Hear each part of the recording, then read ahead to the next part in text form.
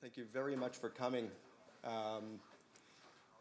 This session is going to be recorded so that if there are any things that you missed during the session, you'll still be able to capture them and view them later. So if you're sitting on this side of the house, you might miss a little bit of the screen, but don't worry, there will be presentation slides available as well.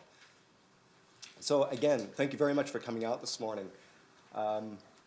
We're really excited to be able to do this. It's our second special presentation of 2016, and we know that our community of site managers and editors are pretty excited about some of these presentations.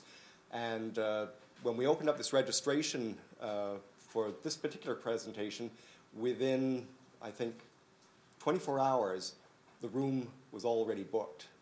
So I think it really goes to show that there's a lot of information that you guys are eager to get, and that's what we're here to do today.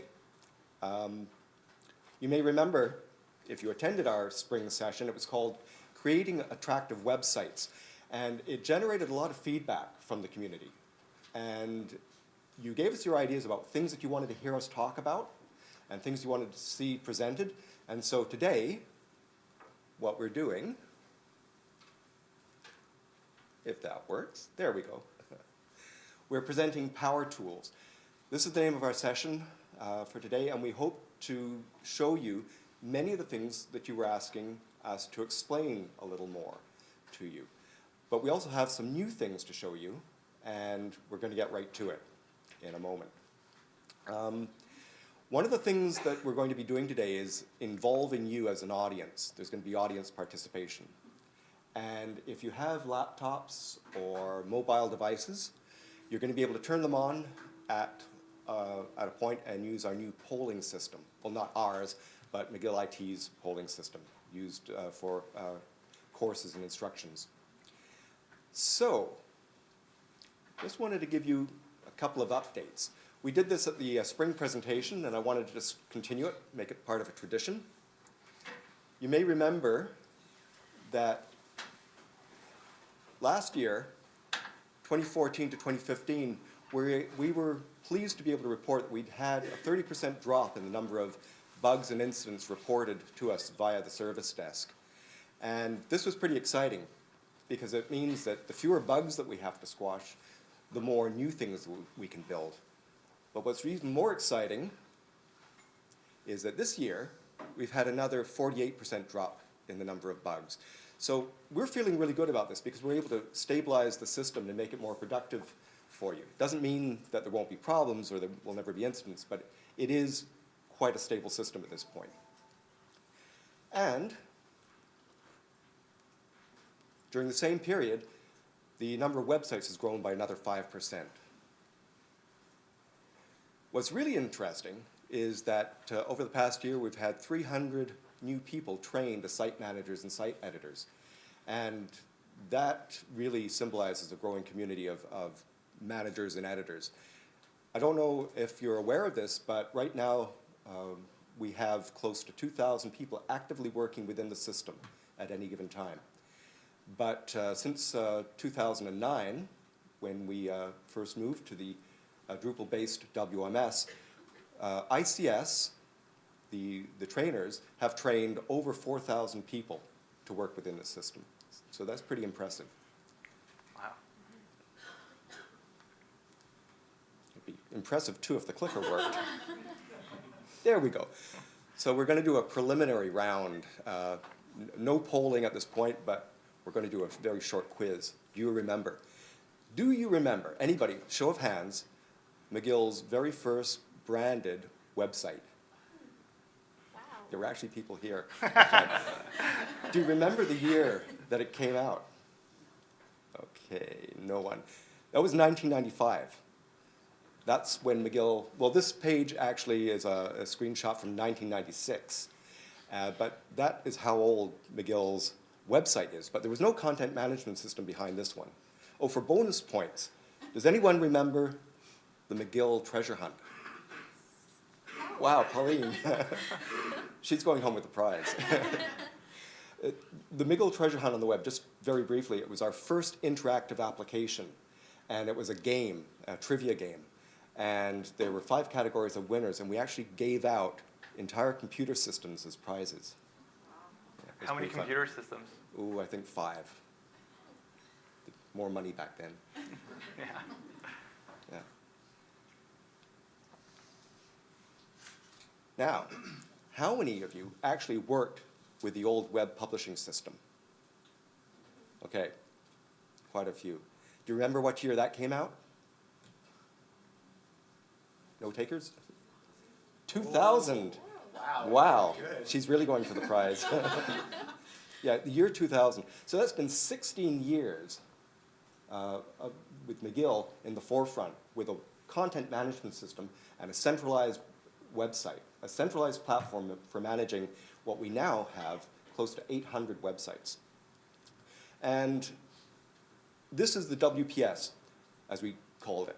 It went through 5 iterations, 5 upgrades to the system, until 2009,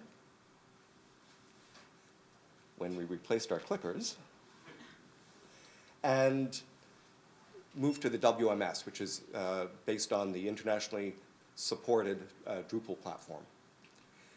Now, every one of these versions, and the reason why I'm showing you this is because every one of these versions and every one of the improvements that we made was a direct response to the requests that we got from you, our community. And that's a very important thing, and I think a pretty important message, that every development that we've done over 16 years, not all the same people, but over 16 years, we have actually done as a response to either direct needs that you've identified, things that you needed to do to be able to get your jobs done, or ideas that you inspired us with so that we could build things that would be useful for the entire community. And it really is a community because you use the same tool set, you have the same challenges, and basically you have the same desire to build really great websites for your departments and for McGill. And I would have to say that collectively you've been behind every one of the releases that we've made of our platform.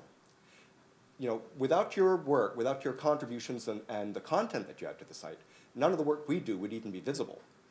So essentially that's why we're here today, because what we want to do is provide you with tools that will help you make the best websites you can make and empower you to build websites for your audiences. And we'll get right to it. So I'd like to invite my colleagues, Jason Delamar and Joyce Peralta, and they're going to guide you through our power tools. I'll take the broken clicker. Thanks. So good morning, everyone. Thanks for coming. It's nice to see such a big turnout. So power tools, there's so many tools in the WMS system, and if you haven't been working with them for a long time, it's kind of hard to get a grasp of how they function, the best uses for these tools. So Joyce and I are going to go through 13 power tools that will help you build and improve your websites. We're calling, the last presentation we called it the lightning round. This is more of a storm because there's going to be 13. So we'll get right to it. Number 13, the footer. So in the WMS, there's approximately 800 websites, and all the websites have footers, and often they are empty. Yes, and we're missing a really great opportunity to display related links to your site, to your department within this section. Some people have really taken advantage of this. Here are like a couple of really great examples. First is go big. Days Hotel has put in a footer that is more of a directory style, breaking up important sections into columns and really giving you kind of a mini sitemap of what is important to the site. The ready to apply, using the footer as an opportunity for a call to action. I feel like this is a great one. Ready to apply, you have 4 links that your visitors should pay attention to. And if for nothing else, add building hours. when you guys are available. All these things can cut down on people calling you like directly for information. I have to stand up here because I don't have a fancy lavalier mic like Jason has. I just wanted to add on to what Jason said. That idea of going big is something we don't hear often when we talk about our web pages. At this point in the page, though, if someone's landed at the bottom of your page, they've scrolled through your entire web page and they haven't found the content that they're looking for. So you really want to give them the opportunity to be able to move on to something else. You don't want them to say, the information I'm looking for just isn't here. So that's an important reason why you should fill out your footer if you haven't already done that. I know some people have put a lot of work into it, but if you haven't, it's a good thing for adding some additional, I think, upping your game on your website. So the next tool we're presenting is the Twitter block. This one we presented at the spring session. At the time it was in beta, but it's since been rolled out to the wide community. So you now all have access to the beta block. This is a really great way for you to add social media content to your site if you haven't already put social media content on your site in some way. One thing I noticed that people are maybe not taking advantage of right now, I see a lot of people are creating Twitter content and publishing that Twitter content on their site. But there's also a ton of other fantastic Twitter content that's being produced across campus that you could pull onto various web pages of your site that might be of interest to your different audience groups. So I've come up with a couple of examples on this page here. The far left is the alumni feed. This might be of interest if you have alumni groups that you're trying to target on your website. There's also the International Students Services feed. And on the right here, this is something that I kind of added for interest. I don't know if anybody's familiar with the @AcademicSay Twitter account. It's a humor account that's being produced by a faculty member at McGill. It's one of the most popular Twitter accounts in academia right now. If you don't know of it, you might want to check it out. His name's Nathan Hall, and it's really fun. Might be of interest for your faculty members. So using the Twitter block is really great. You might want to come up with different ideas in terms of other ways to add other people's content to your site as well. All right, number 11, the horizontal menu. So recently, the only way, this is a new feature. Usually site managers would have to send in a request to set their vertical menu to horizontal. As a developer, we like to really minimize the amount of steps for something to happen. So what we've done is we've added that option for you guys to update that information independently in site settings. So now you can go into site settings, you can flip on your horizontal menu, test it out, flip it back, and so forth. And one of the things that we used to flag with site managers when we turned on the horizontal menu is to watch the amount of space in your horizontal menu. When you flip it over, it's possible that not all your menu items are going to fit. So that's the first thing that you should check when you flip it over is, are all your menu items visible? You might need to restructure your content to get it to work, but it's an easy thing to do. You just have to remember to kind of do that one check. Yeah, it basically boils down to like one less email request form. So, getting into the top 10 now, the feed aggregator tool. I was really excited to find out that I would be presenting this tool because to me, this is one of the tools that I think a lot of people don't know about, but I feel this would add a lot of interest to a lot of people's websites if you used it. So just a show of hands out there, how many people are familiar with the feed aggregator tool? 5 people? Okay, the feed aggregator tool is a tool that produces or pulls in content that's being produced in RSS format. RSS format stands for Real Simple Syndication, and it's a type of content that's produced on a lot of news sites, a lot of blogs, a lot of journal publications, and it's a type of content that's constantly being updated that people can subscribe to. And you can subscribe to that content using the feed aggregator and pull it into your site dynamically.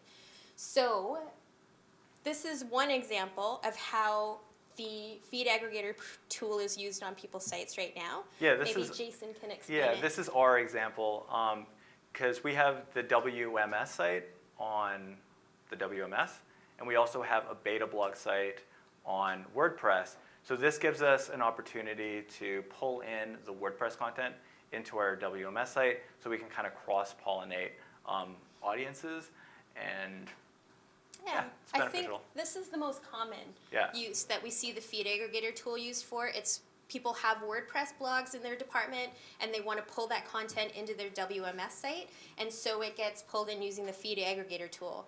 But blogs, especially our WordPress blogs, aren't the only source of RSS content out there. And I've got a couple of examples. I think this is the type of thing that a lot of site managers have asked me in the past. How do I keep my content dynamic and fresh and always getting updated? And this is an opportunity to do that.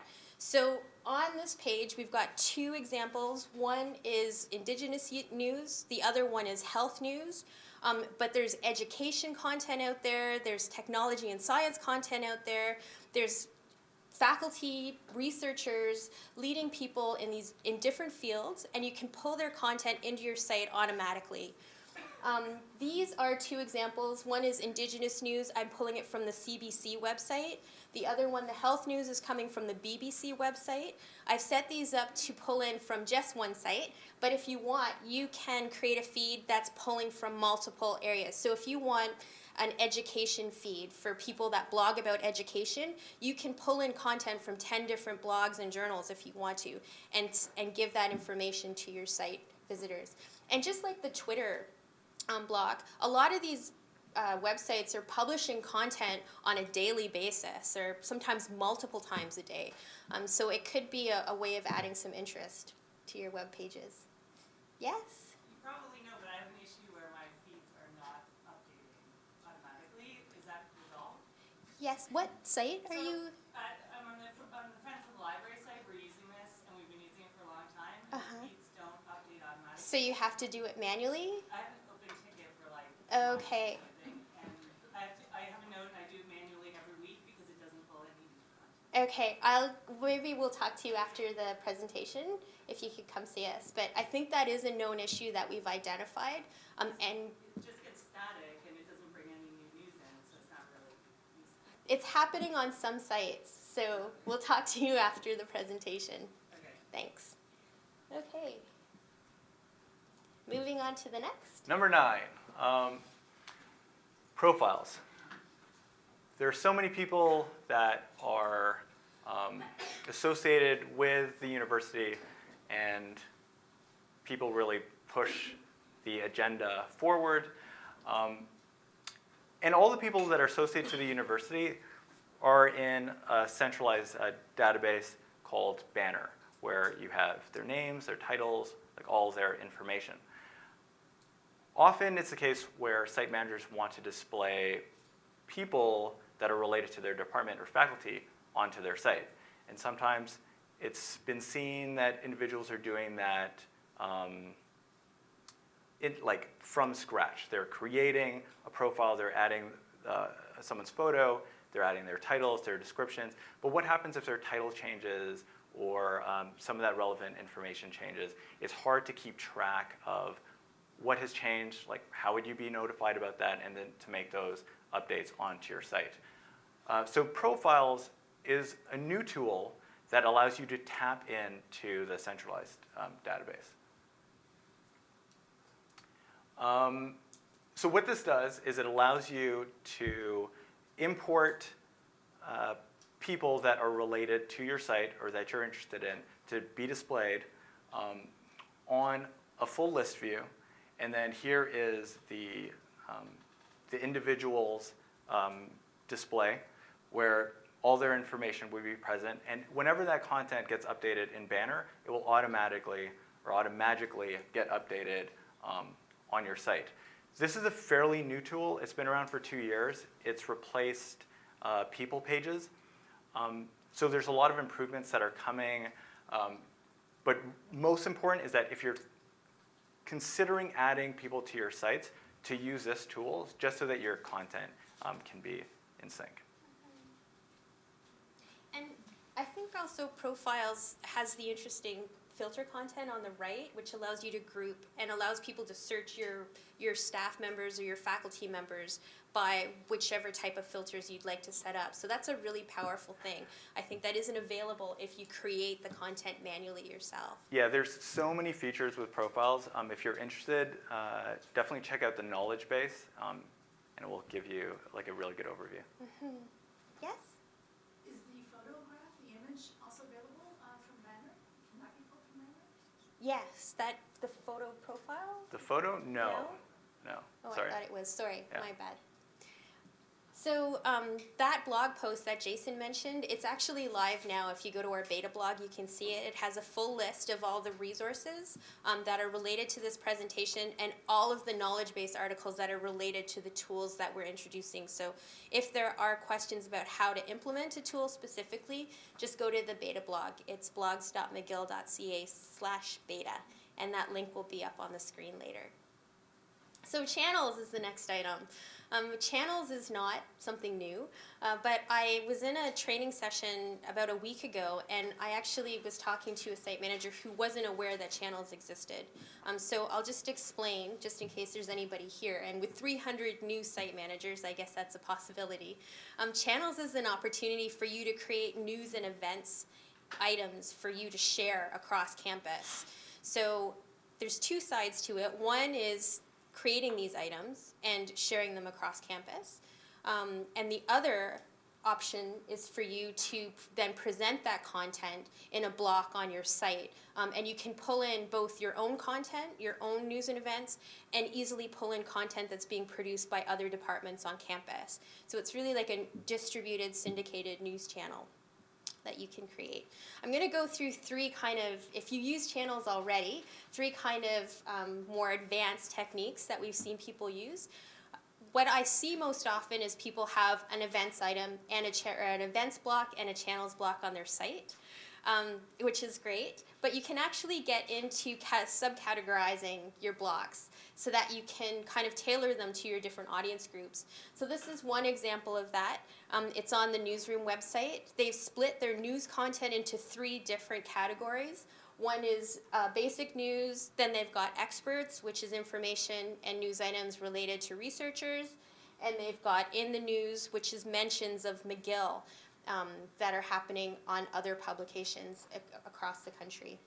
So that's one opportunity. The one that I think would work really well for most sites is to split your news and information up by audience group, so that you have events that are of interest to faculty, events that are of interest to students, and events that might be of interest to the broad community. That's something to consider doing. Two other things that are a little bit underutilized in the channels. You have the ability to pull images into your channels blocks. I don't see too many people turning this option on. If there's an image associated with your channel's news or event, it can automatically be displayed in your channel block. So this is two examples of that in progress. One is on the law website and the other is on the Faculty of Medicine. Something to consider doing. And the last tip is the sticky at the top of lists. We talked about sticky at the top of lists at the last presentation. That's the ability to have one news item or one event item always appear at the top. And this was in demand. I think a lot of people requested this feature. A lot of departments have special events that they want to remain at the top of their feed, no matter what's happening at different times of year.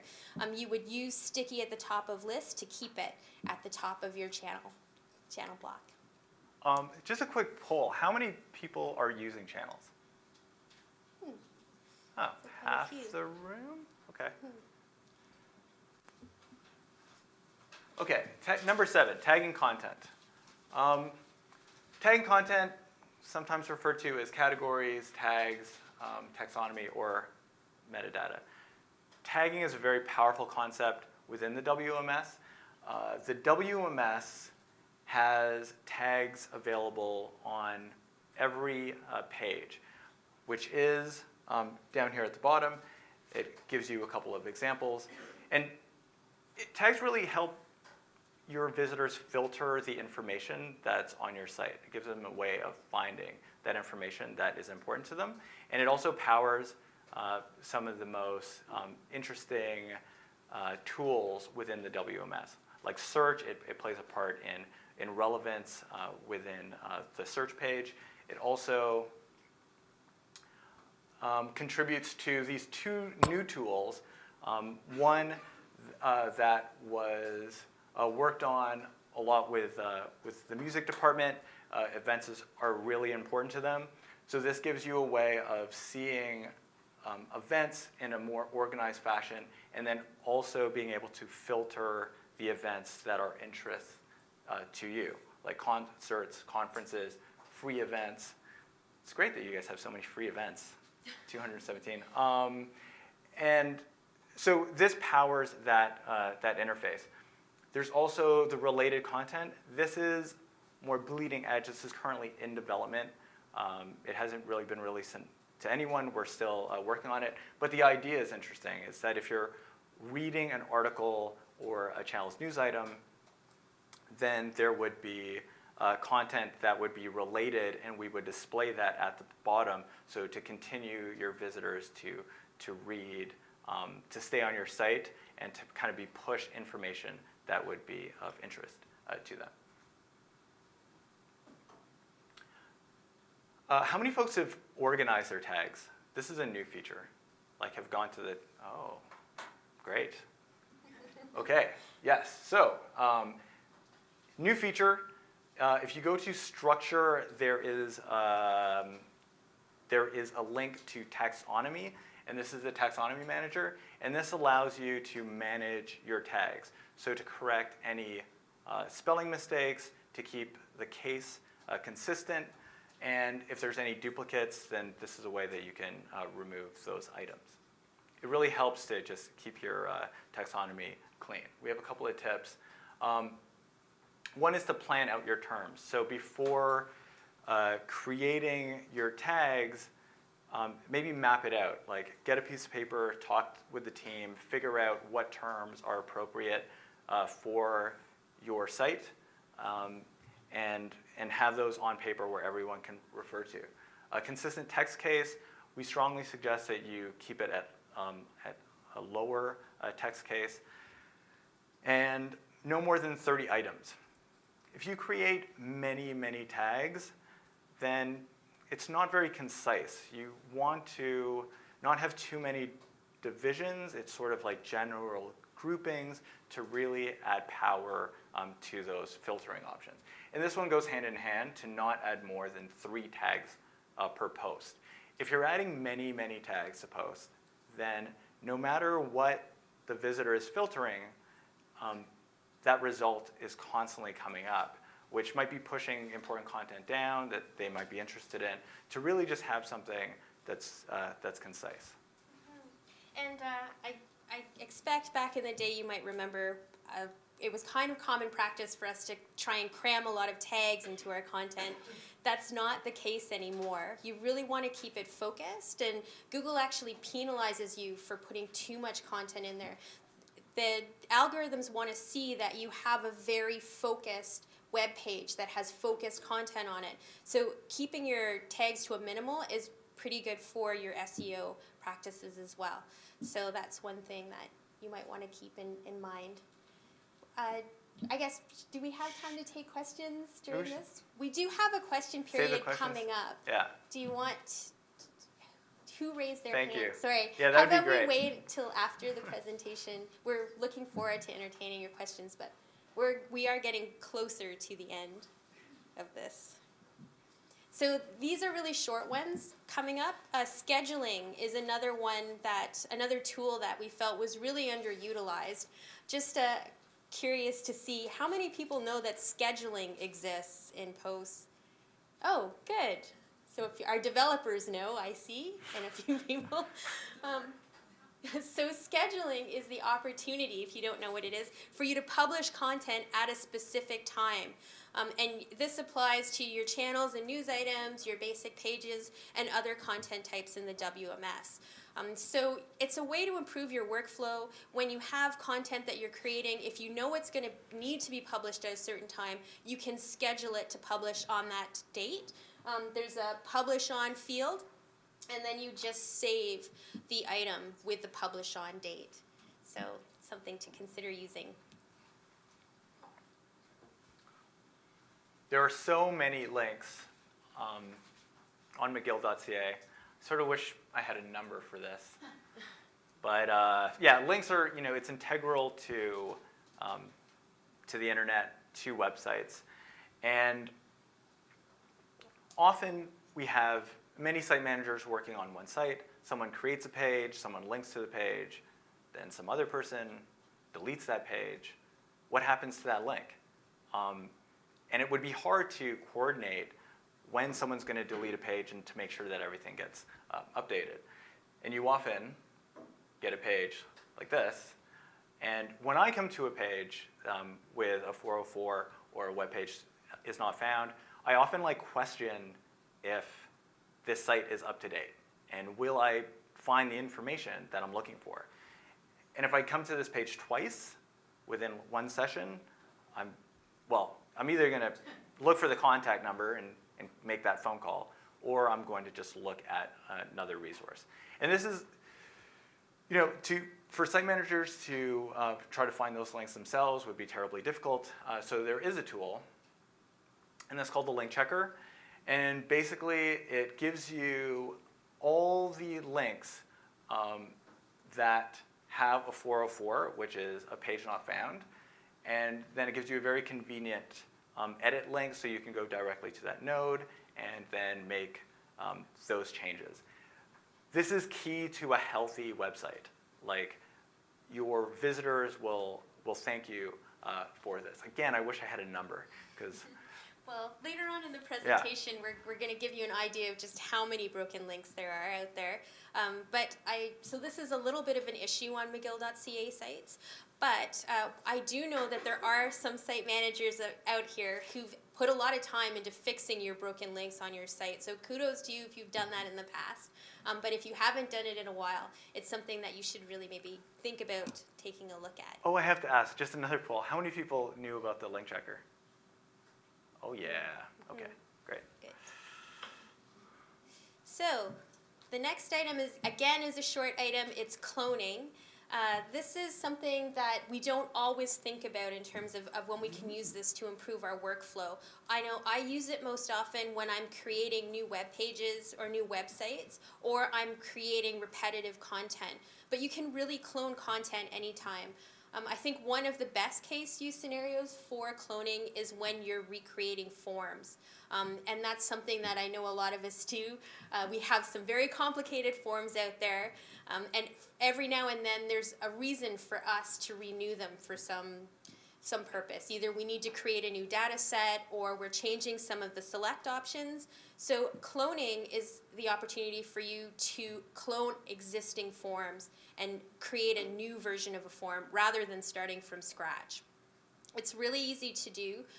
On the Workbench page, there's a clone option on the right. You just click the clone option, and then you will get a copy of your page. You then change the title of the page and save and publish it when you're ready. That was a really quick one. Yeah, actually, just a point about cloning. Often, we've heard about web forms that have taken days to create. So, and then the next year, someone wants a new data set. So instead of going through that same process, you can just recreate, clone that item, change the date, and then you're done. So it can really improve your workflow. Another really nice feature about Clone that I've used it for is that if you are, let's say you have a really important page that you really want to get right with images, it has more of a marketing appeal to it, what you can do is you can create that page, put all your content in it, and then clone it, and then just adjust, make adjustments, see what it would look like with a different layout, with different images, and then pass it around to colleagues, and then make a decision on which one you guys feels best, and then move forward with that. Sorry. Yes. Is it still not possible to clone something though, but migrate it to a different site? That is not possible. No. Yeah. Could it be?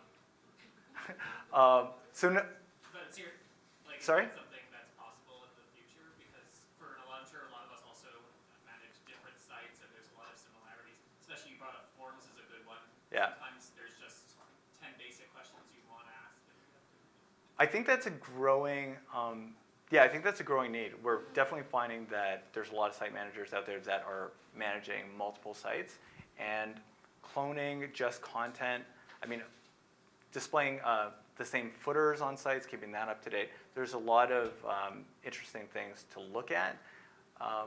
But yeah, currently that is not possible, and it's something that we should be looking into in the future. So number 3, we're getting down to the last few, is programs and courses on any site. So programs and courses are terribly important on department sites, faculty sites, and /study houses all the program and course information, does a great job of keeping that up to date, and is the central source of all that information. So if you have a department site, you may want to point visitors to /study for that information. Or there's a great tool which allows you to apply the courses and programs on your site, and it will be kept up to date. This is really magic, automatically. So if you sign into Study and you go to the program that is relevant to your department, you'll see that there's a code at the bottom. There's like a tag, and if you copy that and then you place it onto your site, there are 3 options for displaying program and course content. The first is short tags, which basically creates a title with a link, and if that title ever gets updated on /study, then it would automatically get updated on your site. The link will take you to the /study page. Option 2 is medium tag, which is similar to the first one, but it creates the title with a link, but this time when you click on that link, then the program requirements just open up and displays in an accordion fashion and maintains the visitor on your page. The third option is a long tag where it basically just outputs all the description open on your page. So it basically fakes like another page on your site. And again, all these things get updated when study does. I wanted to mention, because this to me is one of the tools that I get really excited about, because when I started working in universities, I was an admin assistant, a faculty. And this was something that's the bane of your existence if you're a faculty admin assist. Every time there's a course update, you used to have to change everywhere it was published. And the idea that that can happen on the fly now is, I think, really exciting. So. How many people knew about this tool? Okay. All right. Number 2. Okay, so I'm doing 3 and 2. Joyce won the coin toss of doing 1, which was unfortunate. But 2 is still exciting. So dashboard it's kind of one step further than Workbench. In Workbench, you get to see what content you recently edited, what content is new. We want to go one step further with Dashboard. This is currently in beta, and it basically gives you an overview of what's happening on your site. The more information you guys know, the better decisions you can make. And here are some of the features. So drafts, I believe you can see this in Workbench as well. Recent content, site users, roles, and access. So who is accessing your site? Who are the site managers that are on your site? Who are the site editors? Web forms and the number of submissions. I love this feature because if you create a web form, what it does is every time someone submits, it just says 3, 4, 5, 6, and it just grows. And you don't have to go to the web form page. You just go to your dashboard, and then you'll just see how many people have submitted to your popular form. Needs review, untranslated content, another key one. If you're really focused on having your content translated, which you should be, this will list out everything that has not been translated and that you might want to pay attention to. What's unpublished, and we've just recently added a link checker view. So if you've cleaned up all your links, then this will just indicate, like you have a new one very quickly, and then you'll be able to update that. This is currently in beta, and we've gotten some really good feedback that we would be rolling out so we can bring it out to the general audience. So yeah, I just wanted to continue on that idea of the beta tester group because it's a great segue into the next number 1 item on the list. There's a few beta testers in the audience. The beta tester group is a group of site managers that work with us to help iron out all the bugs and kinks before we release it to the wide community. And as Jason mentioned, right now they're testing the dashboard. They're giving us a lot of great feedback, letting us know what's useful, what's not useful, what's working. So we just wanted to give a round of applause to our beta testers for all of the great feedback they provided. They make the tools more easy for you to use, so it's a really great thing. So without further ado, the number 1 item on our list is the template blocks. Now the template blocks we did include in our prior presentation, but at the time they were in beta. They have now been released to the rest of the community for everybody to use, mostly. So there's 3 different types of blocks. There's the call to action block on the left. There is the list block and the statement block. This is an easy way for you to create nicely formatted content for your website, and it's pretty simple to use. You just have to enter in your image, your description content, text content, and it'll format depending on what size you choose to display it at and what device your visitor is looking at your website on. So if they're looking at it on mobile or desktop or tablet, it's going to display just as nicely. So I'm just going to do a quick overview. I think with 300 new site managers, I think it's possible there might be some people in the audience that aren't familiar with the blocks. So this is the call to action block. It displays call to action content and a button that people can use to make an action on your website. You can either choose to display it at full width, half width, third width, and this is another full width option at the bottom without an image. Before the call to action content block was released, we found a lot of people were creating call to action content in their own way. So there were a lot of different buttons out there in McGill.ca. People were creating blue buttons, image buttons, and putting text in those images that they were using. It's now that this block is being laid out, I think it's really easy for site visitors to identify this is where I can take an action on your website. This is the statement block. I think, to me, this block displays the best on mobile. I really like the way it looks. It really makes images pop and your content pop. Before this template block was released, we found a lot of site managers were creating images that had text content embedded in it, which isn't great for a usability practice. So the text content that's overlaid on these images is actually text content. Again, it's really easy to use. You just have to upload an image, you upload title, description, and you can create buttons, or you can add buttons to your statement blocks. You can add as many buttons as you'd like and send them off to different links. I just want to say something about this block. We said this at the last presentation, but it really gives, like McGill has great photos to use and to sort of showcase like your departments and the people that are related to McGill. And these blocks really give you that opportunity to utilize some of those images and then add a lot of impact to your sites.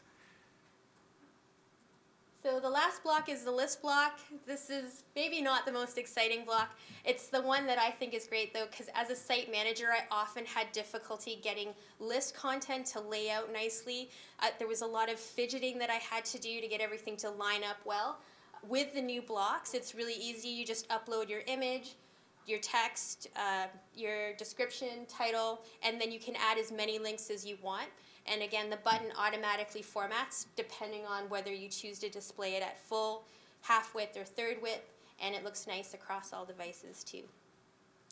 So this is the part of the number one tool that I am most excited about talking about, which is what site managers have done with these blocks since they've been released. So over the summer, the beta testers really did a lot of work with taking the blocks and putting them in various pages of their site.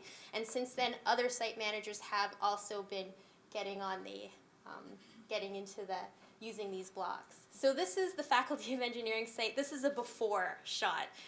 So they're the site that's most recently updated their website, their homepage layout. This was a bit of a text-heavy layout that they had prior to the update. They had images in a slideshow, but it wasn't really a visually focused website. And this is the updated. Oops. So the new Faculty of Engineering site is the exact same content that's been laid out with the new blocks. They've got a statement block at the top, they've got list blocks underneath, and 3 call to action blocks. And one of the things that we really felt was a feature of these new blocks is it makes it easier for your site visitors to identify where on the page they want to click. There's a very easy to identify apply button. There's the learn more and view videos for people that want to check out media. You know this is the research area. You know this is where you can click to get information on student life. So it's a scannable format that makes it enticing for your site visitors. Yes, Rosalia? There is, and in the beta blog post that we just published before the presentation, there's links to all of the knowledge base articles for all of these blocks. So you can look that up. I also created a blog post recently about how to format images so that they look very nice with these blocks, so you might want to check that out as well. So this is the Faculty of Law. The Faculty of Law was a very early adopter of putting the new blocks onto the website. They have a really great bank of news stories that are constantly being updated. So because they feature the news stories using the statement blocks, they're constantly upgrading the images on their website, which is a nice way to do it. So they've got these statement blocks at the top, and then they've got 3 channels blocks underneath it. This is a really common layout that we're seeing a lot of people implement on their sites. Something to think about, this idea of the template blocks at the top, and underneath it the 3 channels blocks. It seems to be working for a lot of the sites out there. Something to consider. This is the newsroom website, something of a little bit of a different website compared to the others. We featured this at the spring presentation as well, but they've since done a lot of updates to their site. They heavily use the statement blocks. Sorry, this is a little fast. I meant to slow this one down. But they use a lot of the statement blocks. They use the list blocks at the bottom. They've also got some channel blocks here in the middle. Now, oh, this one's dropping in from a weird, yeah. So this is a smaller site. It's the TICED website. I wanted to include this because most of the other sites that are implementing the blocks are the large faculty sites, but you can put these blocks on any website. And TICED has done a lot of research into how to lay out their site to make it enticing for their site visitors. They did a lot of marketing research with a work study student. And the result is this really engaging layout that they've come up with. So this is also an internal page. It's not the home landing page of their website. They've got a statement block at the top and then the 3 call to action blocks at the bottom. And again, this is a secondary page. So you can do this on different pages of your site. And finally, we're going to look at the Desatel site. The Desatel site is managed by Julie Lapalme, who I believe is here today. I just wanted to mention that this is one of the sites, if you're looking for ways to implement the blocks, you might want to look at Desatel because Desatel has done a lot of work into thinking about how the blocks can be used throughout their website. So you'll see it on not just the landing pages, but also the secondary and tertiary pages. So this is the home page. They've got the statement blocks, some more information blocks, call to action blocks, and again the 3 channel blocks at the bottom that we're often seeing people lay out. And this is a secondary page on the Desatel site. I see Julie has used the call to action block in the right column a lot. There is a really good job, I think, of putting a lot of thought into text content for the buttons. And this is something that I don't often do as a site manager, is to think about what's the most appropriate text for my call to action buttons. Sometimes I get lazy and I just use learn more or read more. That idea of having multiple buttons with the same text on a web page is actually bad practice. If you're sending people off to different directions and you're including the same text content, that kind of sends mixed messages to different search algorithms that kind of send off flags because it seems like your content isn't focused. So you should try and think about what is an appropriate call to action for your button if you're going to use this block, and try not to use the same button text all the time. Yeah, it's better for accessibility as well. If you're thinking about like screen readers and then you go to a link, having that like text that really describes what that person's going to do is terribly helpful. So that was number 1. And Jason actually is going to get the last word in, though, I think. Yes. So the visual refresh, a lot of the tools that Joyce just presented were really built to highlight your content, put some of those key messages into a nice display, and again, utilize some of those beautiful images in McGill. So we've also made some other improvements to make sure that your content is the focus. We've made improvements to the vertical navigation by removing the distracting dark background colors and then adding an indicator for nested items. One of the things is actually you can add more characters to the new design, still maintaining that short height. We've gotten a lot of great feedback about this. We're happy with it. We've also made improvements to the header region. And the header was very tall, which pushed your content further down the page. So what we did was we removed the banner, but made it optional so that you can apply it. You can apply it if you need it, and it's a lot more flexible of how that banner image would work. As you see, the height difference was pretty drastic. Now you can see your content earlier in the page, and the design is a lot cleaner and fresher. Is this live now? No, but I will get to that. Thank you.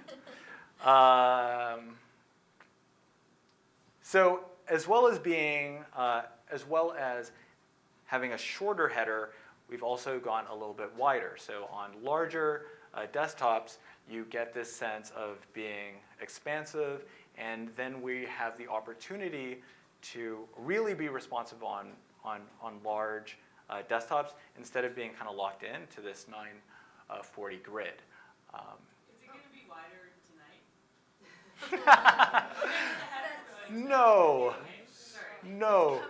But if it ever gets wider, we're going to send out so much communication that, yes, you'll be like, stop sending me all this communication. No, it will not. Only it will give the impression. It will just, the banner part will be expansive.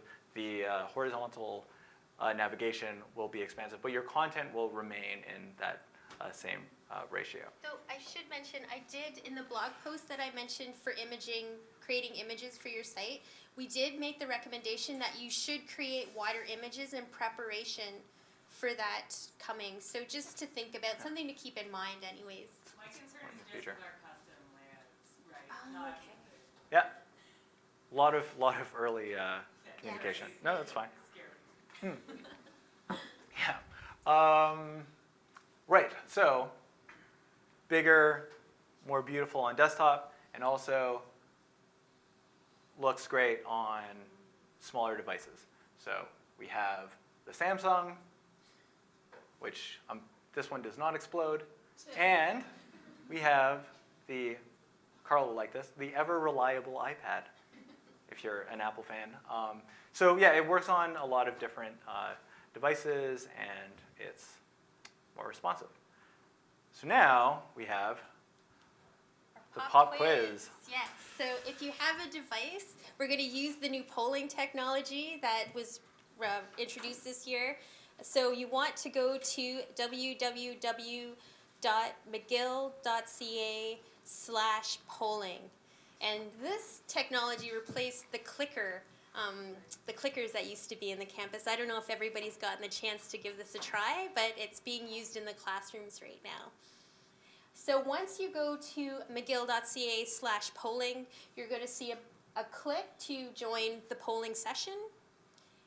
And then the polling session that ID that you're going to enter is POWER, P-O-W-E-R.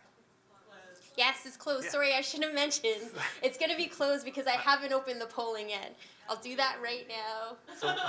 So while that's all happening, actually the gentleman that asked a question about if it's live, so if we're all lucky, things go well, tomorrow you'll have the new header. Okay, so the polling should be open. You might need to refresh your screen. Has everyone accessed it? Is everybody in? Yes, join session. And then once you've hit join session, you're going to enter the session ID POWER, P-O-W-E-R. It's also on that pink handouts that you got when you came in. So I'll start. The first question, Carl mentioned this at the beginning of the presentation. When was the first branded McGill homepage created? Was it A, 1995, B, 1999, C, 2000, or D, 2009? So enter your responses now. And, oh, wow, everybody's really fast. Looks like everybody's done. Are we supposed to be able to hit the return key? Is something supposed to happen? Yes, something should have happened now. It took a while. Yes, it's not instantaneous. There's a little bit of a lag. I think it has to go into outer space and come back down again. So the first branded McGill homepage was created in 1995. So everybody got that right. You're all really good listeners. That's 100%. fantastic. All right.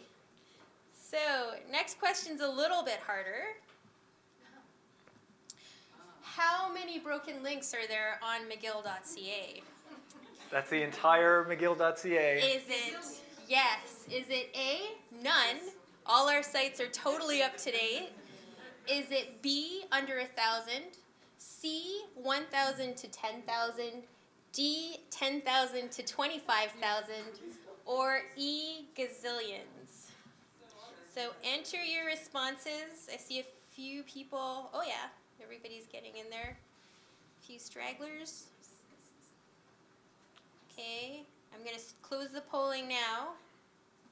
See what people said. There's going to be a lag.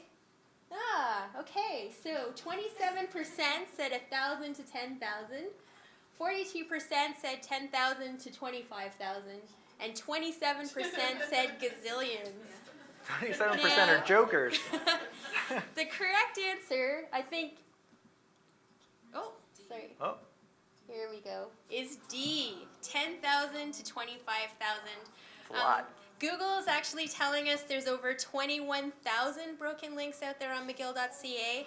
We kind of felt that some of these were archival links that shouldn't be updated. So this number is a little bit elevated, skewed. But it's also, at this rate, that's 30 broken links on everybody's site. Yeah. So The problem is real. Is that counting only 404s though? Because when you go in the report, it has all. it is 404s. This Yeah. is counting 404s. So that's what we use to count that. Do you know how many of those are on the e-calendar? No, we don't You will know. You will know. It's in the link checker. Yeah, but you can check your link checker when you get back. See how many of these broken links are on your site. David? On my site, it claims that they're broken links, and I checked them and they're not broken. They're Oh, probably, okay. yeah, or they're being redirected, which still gets counted. Well, except I checked that as well. I fixed the ones that where people were being redirected, but there were some that, I don't know what it was. I'd have to show them to Huh. you. Okay. The response code you want to look for is 404. So when Jason had the link checker report up on the screen, there was a response column in the center, and it gives you the code for the type of broken link it is. And if it's a 404, that's really a broken link. That's a dead end for your site visitors. But if that's not the experience, we'd really love to know about that. So if you give us the I'll link, give you any examples I come across. Yeah, that would be- I'll just that would be great. double check. But for me, the biggest problem is links that are not up to date. I mean, this is one of my pet peeves because the site, the little parochial site relies on the central site, like Faculty of Arts, and the information isn't up to. So I think that might be underestimating in a way because there's an awful lot of content where there's links that are still live, but they're not up to date. Right. Or they're the old content. Yes. And that's I found that to be a huge problem, So including for external sites. yeah, those are all good comments. And I did also want to mention that after the presentation, you're welcome to come and talk to us. We're also going to have a survey that we're going to send out that will give you the opportunity to provide us with feedback on this presentation. So we're looking forward to seeing those submissions. I had another question. Good. We'll Maybe actually we have a should question wait till the period question at period. the end. Okay, I So thought let's, this was it. no, No, we're not kind yet. of going We're in getting and there. out. we're still asking the questions. So we've got the poll. The next Right, question. yes, okay. So question number 3, how do you update your site footer? Is it A? Oh, you're not getting it? Are you getting it now? Great, okay. How do you update your site footer? Is it A, type footer into the search field in site admin? B, go to configuration footer? C, go to structure menus footer? Or D, send a request to the service desk? A, Please enter- answer your answers now.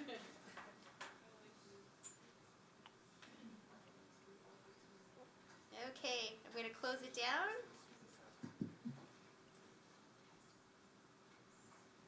So, Ooh, yes. well, that's good. Yeah, that's great.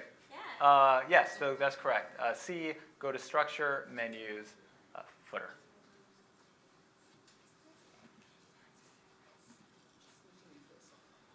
What site do you log into to get shortcodes? Is it A/shortcodes, B/programs_courses, C/study, D/calendar, or none of the above? Please enter your answers now. It's amazing how fast. Yeah, it's fast. Okay, I'm going to close polling in Oh. 3, 2, 1. Great. Yes, the answer is C/study.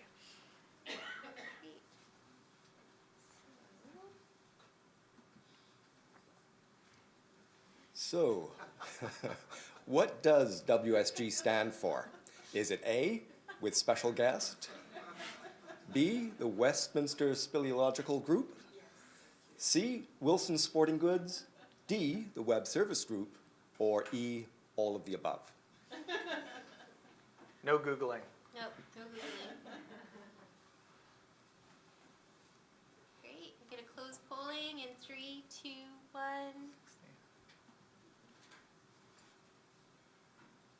Huh.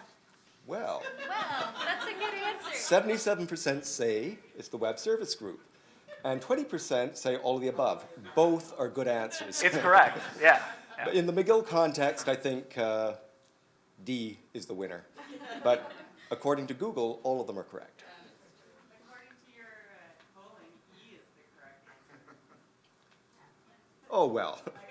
Don't trust polling, as we've learned recently. That's funny. So, question. last question of the poll. How do you contact WSG? So is it A, ITS online forums, B, email, IT support at McGill CA, C, call the IT service desk, or D, all of the above? Okay, enter your answers. I'm gonna close it down in 3, 2, 1.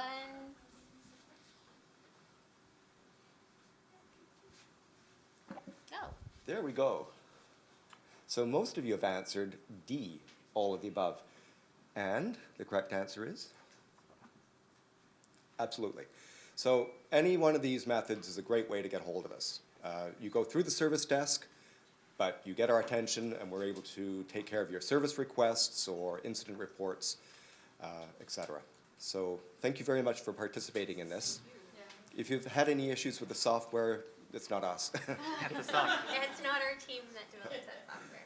Thank you. We're almost at the end. I do want to point out, I think a lot of you may have questions, and if you have the time to stay and ask those questions, please do so. I just wanted to say, bring up one point. I know it came up when we were showing or talking about the new headers. When we're talking about a system as complex and as large as the McGill web system, when we introduce new ideas, we're spending a lot of time with site managers and with test groups, making sure that things actually work or work to the best of all possibility.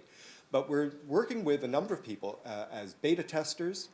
We're working with site managers in smaller sessions where we're able to actually hear what they have to say about the challenges that they're facing.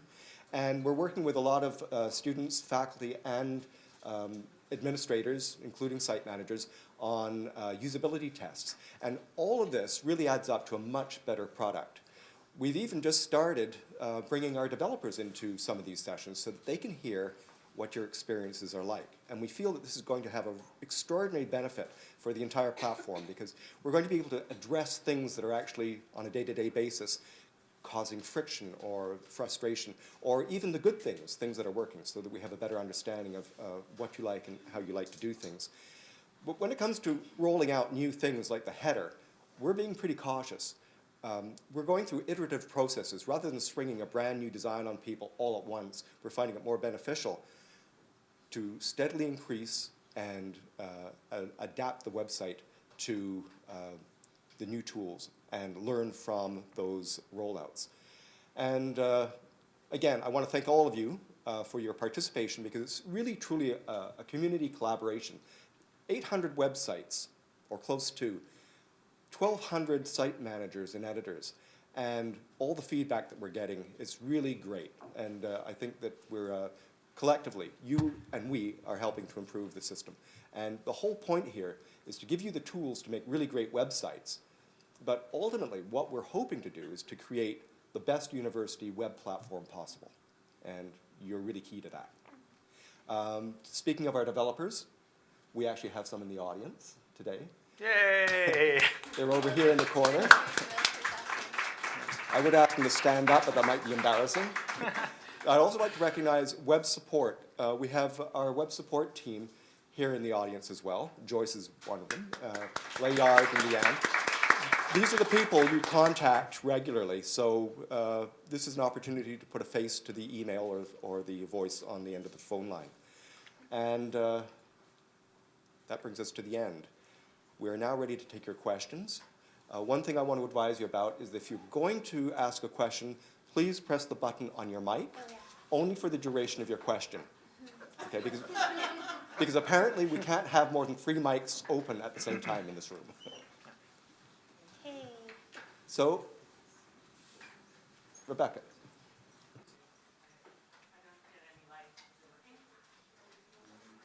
Is it? Try the other. Yeah, we can hear you. I have 18 questions. Well, we'll take one. Oh, I only get to ask one question? No, go ahead. So is there a quick way you can, oh, well then I won't ask that one. When I went in the dashboard, I couldn't see any user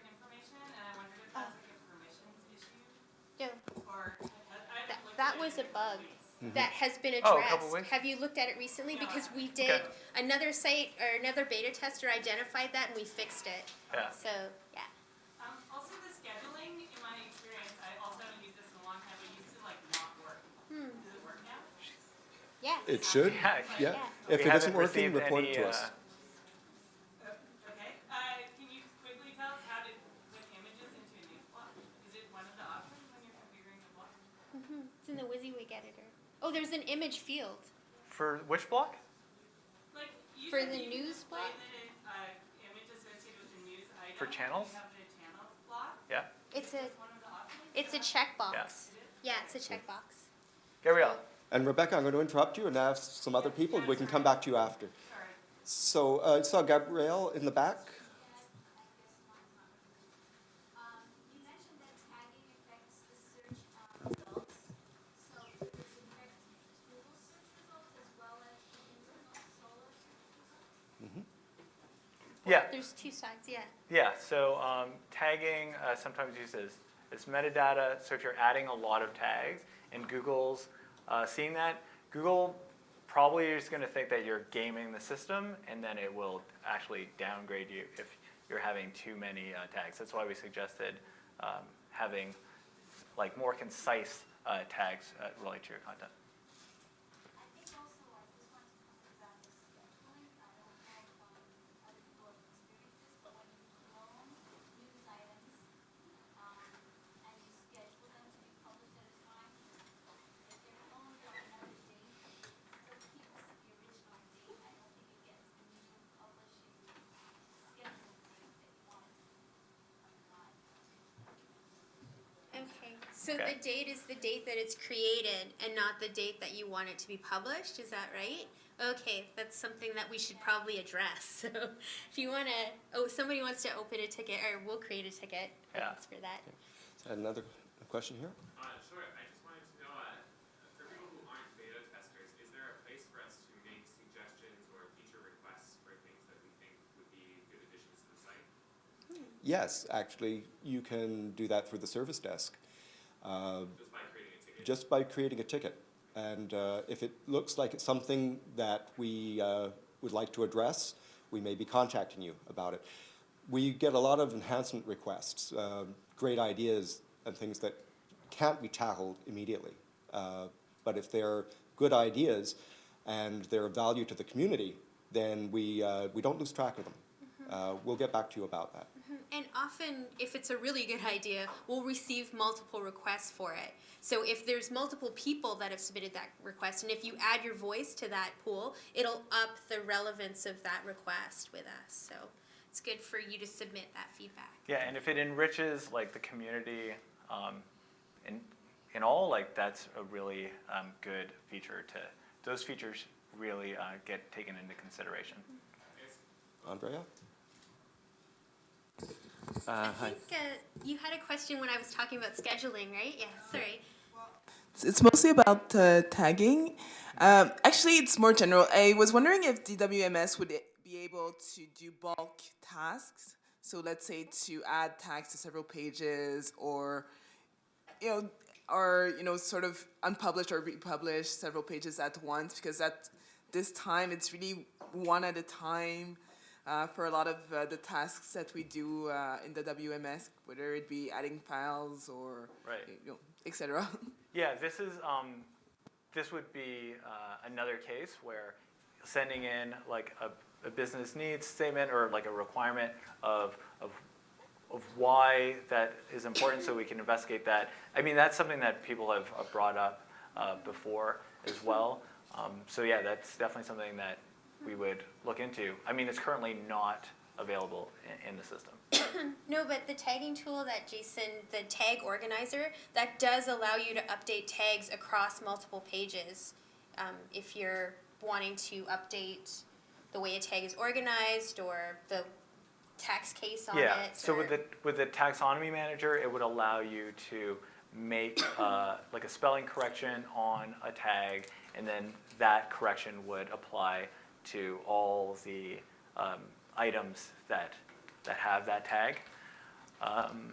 But applying the tags on applying tags on multiple pages, that, Like if you wanted to Yeah. start with tags, because I have a website that's really complex that has hundreds of pages. okay, If I want to add a tag to several of them, I'm not Right. going to go on each one and add a tag. It's Exactly, good. that's just not doable, so if there's a way to Yeah. do those bulk tasks.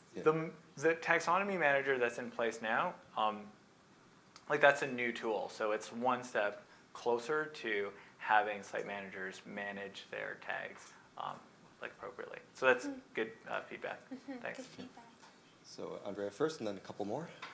About the profiles, I'm wondering who's included in that database, and particularly for the e-calendar, it would be useful if, are there any credential information, like their own So if you go to the education? profiles tool, you can basically, it has a search function, so whoever you're interested in, you basically just put in their name, and then it will search the database for that item, and it will give you like a bunch of options, depending if you choose Smith or something like that. And then you can just select those options and then import them. Is So there a with- standard in terms of who's added to that database? Is it all faculty? Is it only researchers? This comes from McGill's central people table, Okay, which means that it's everyone everyone. that McGill I recognizes see. as with a banner ID. I guess you could say everyone that has like a McGill email address. Yeah, precisely. Thank you.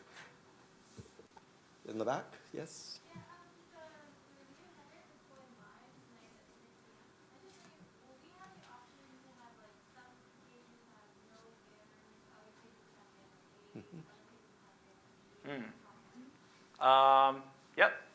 So the banner, how it currently works is that we've taken your banner and we've placed it inside a block for you to apply to any of your pages, just like a block. So you can say that this block will only apply on the home page, and then this section will, there will be another block for this section, and so forth. So yeah, you could do that.